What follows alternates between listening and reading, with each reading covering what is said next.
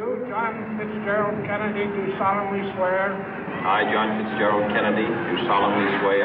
That you will faithfully execute the office of President of the United States. That I will faithfully execute the office of President of the United States. And will, to the best of your ability. And will, to the best of my ability. Preserve, protect, and defend the Constitution of the United States. Preserve, protect, and defend the Constitution of the United States. So help you God. So help me God.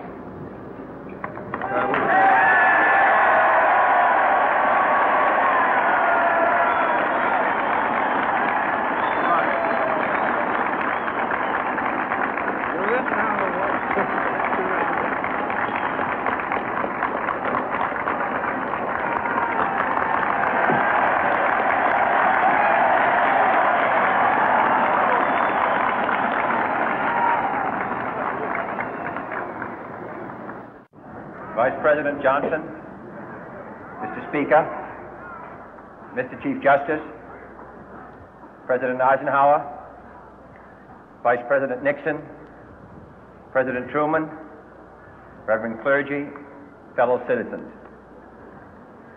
We observe today not a victory of party, but a celebration of freedom, symbolizing an end as well as a beginning, signifying renewal as well as change. For I have sworn before you and Almighty God the same solemn oath our forebears prescribed nearly a century and 3/4 ago. The world is very different now, for man holds in his mortal hands the power to abolish all forms of human poverty and all forms of human life. And yet the same revolutionary beliefs for which our forebears fought are still at issue around the globe. The belief that the rights of man come not from the generosity of the state, but from the hand of God. We dare not forget today that we are the heirs of that first revolution. Let the word go forth from this time and place to friend and foe alike that the torch has been passed to a new generation of Americans born in this century, tempered by war, disciplined by a hard and bitter peace, proud of our ancient heritage, and unwilling to witness or permit the slow undoing of those human rights to which this nation has always been committed and to which we are committed today at home and around the world.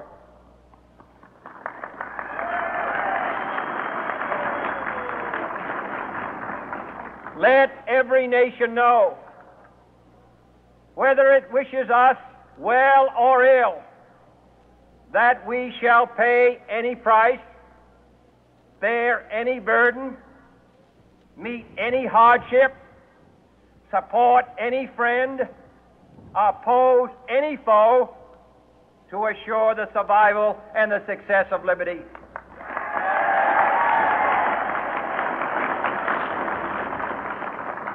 This much we pledge and more.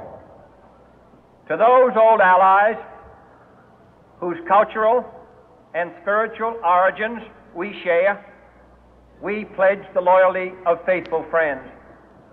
United, there is little we cannot do in a host of cooperative ventures. Divided, there is little we can do, for we dare not meet a powerful challenge at odds and split asunder. To those new states whom we welcome to the ranks of the free, we pledge our word that one form of colonial control shall not have passed away merely to be replaced by a far more iron tyranny. We shall not always expect to find them supporting our view, but we shall always hope to find them strongly supporting their own freedom, and to remember that in the past, those who foolishly sought power by riding the back of the tiger ended up inside.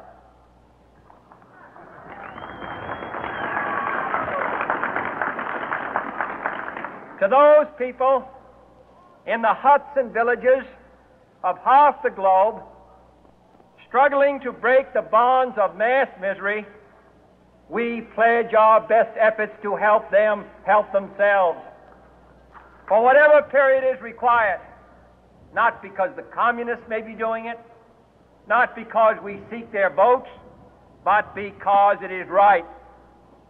If a free society cannot help the many who are poor, it cannot save the few who are rich.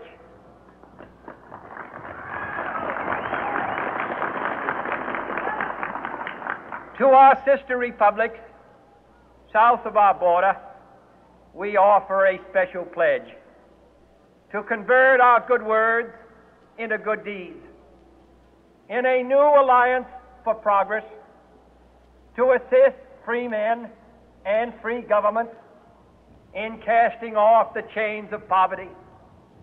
But this peaceful revolution of hope cannot become the prey of hostile powers. Let all our neighbors know that we shall join with them to oppose aggression or subversion anywhere in the Americas. And let every other power know that this hemisphere intends to remain the master of its own house.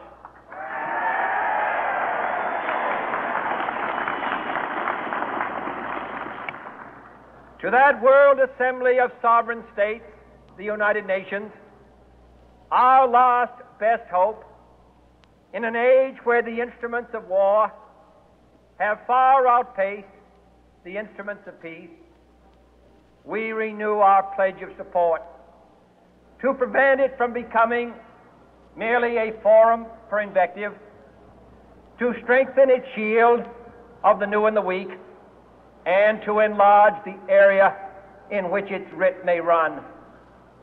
Finally, to those nations who would make themselves our adversary, we offer not a pledge, but a request that both sides begin anew the quest for peace. Before the dark powers of destruction, unleashed by science, engulf all humanity in planned or accidental self-destruction, we dare not tempt them with weakness, for only when our arms are sufficient beyond doubt can we be certain beyond doubt that they will never be employed. But neither can two great and powerful groups of nations take comfort from our present course, both sides overburdened by the cost of modern weapons, both rightly alarmed by the steady spread of the deadly atom, yet both racing to alter that uncertain balance of terror that stays the hand of mankind's final war. So let us begin anew, remembering on both sides that civility is not a sign of weakness, and sincerity is always subject to proof. Let us never negotiate out of fear, but let us never fear to negotiate.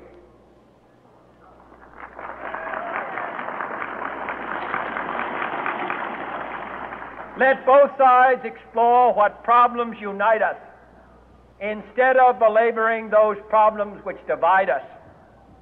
Let both sides, for the first time, formulate serious and precise proposals for the inspection and control of arms, and bring the absolute power to destroy other nations under the absolute control of all nations.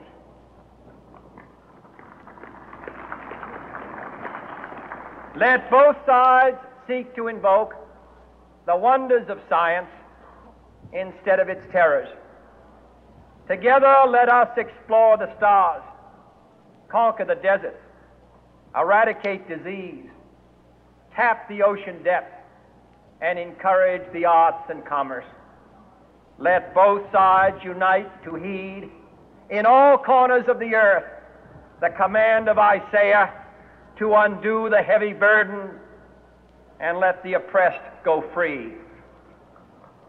And if a beachhead of cooperation may push back the jungle of suspicion, let both sides join in creating a new endeavor, not a new balance of power, but a new world of law, where the strong are just and the weak secure and the peace preserved. All this will not be finished in the first 100 days, nor will it be finished in the first 1,000 days, nor in the life of this administration, nor even perhaps in our lifetime on this planet. But let us begin.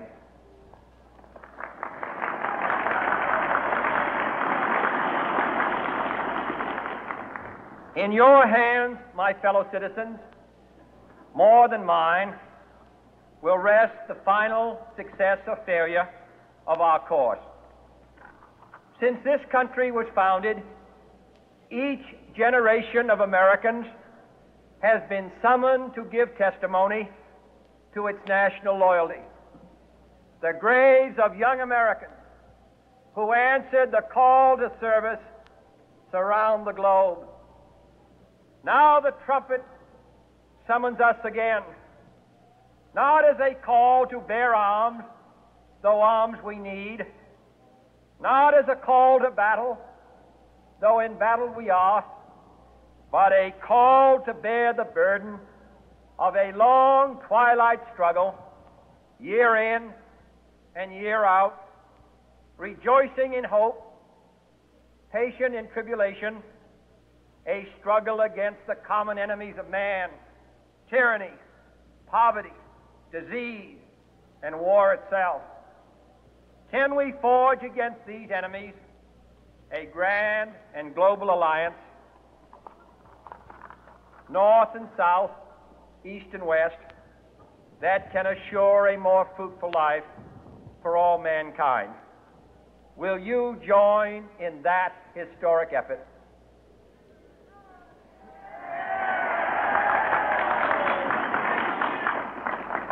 In the long history of the world, only a few generations have been granted the role of defending freedom in its hour of maximum danger. I do not shrink from this responsibility. I welcome it.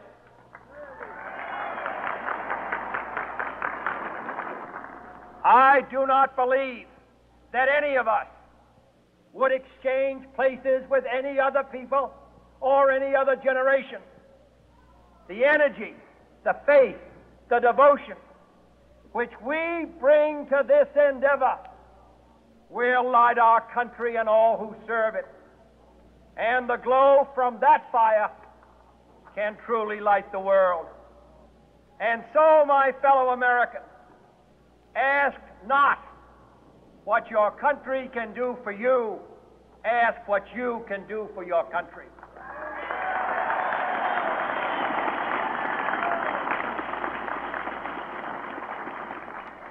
My fellow citizens of the world, ask not what America will do for you, but what together we can do for the freedom of man.